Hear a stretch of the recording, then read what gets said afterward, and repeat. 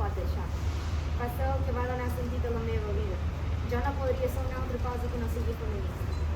L'Antònia Matamoles Proens va aprendre a Madrid que el concepte d'igualtat no era només una qüestió social, sinó també de gènere.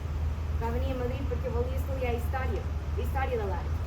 Aquí va aprendre a lluitar i va veure com era aquesta societat i sobretot les conseqüències del franquisme.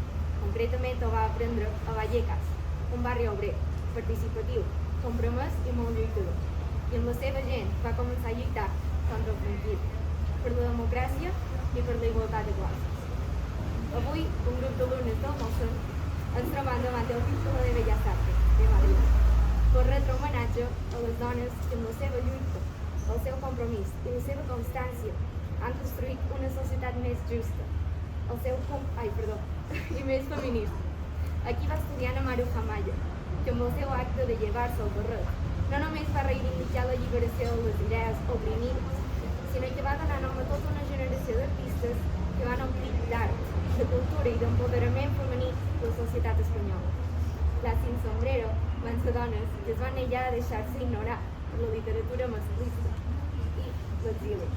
Van decidir posar-se de peu i buscar la visibilitat que les lletres mereixien. Un moment decisiu en la seva trajectòria. Es parla de el món literari mostra un innombrables exemples de dones que van triar les lletres com a trinxera per batallar els drets de les dones. No podem ni volem oblidar que fins al 8 de març de 1910 la dona no podia accedir a l'ensenyament superior en igualtat de condicions històriques.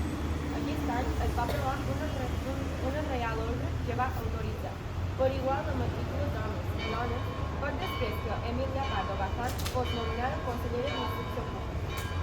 El sufragi femení va ser el colofó, però també un punt de partida en la lluita per la igualtat jurídica, política i social de les dones, i que a Espanya té noms tan rellevants com Emília Pardo Bazán, Concepción Arenal i la mateixa Clara Campoamor, una pionera en molts sentits que va aconseguir que la Constitució de 1931 inclogués com mateixos drets electorals per als homes i les dones, sense distinció i sense matisos.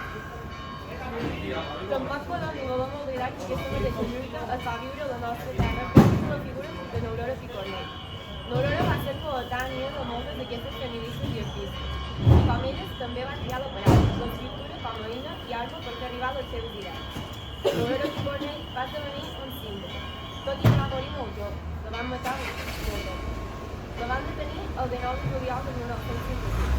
Va ser la primera dona detenuda per revolta.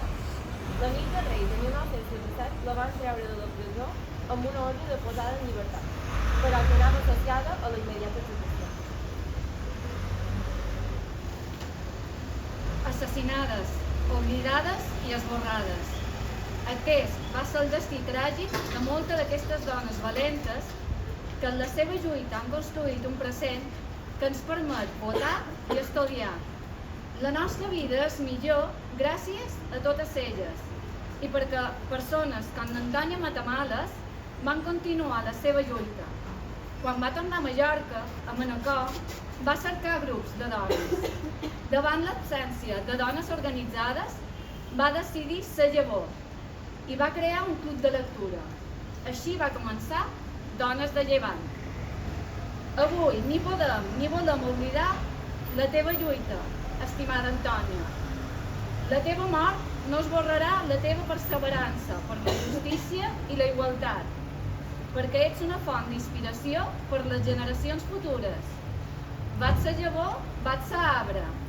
Nosaltres, avui, demà i sempre, serem el fruit de la teva constància. Serem arrels per no oblidar d'on venim i serem ales per poder volar lliures.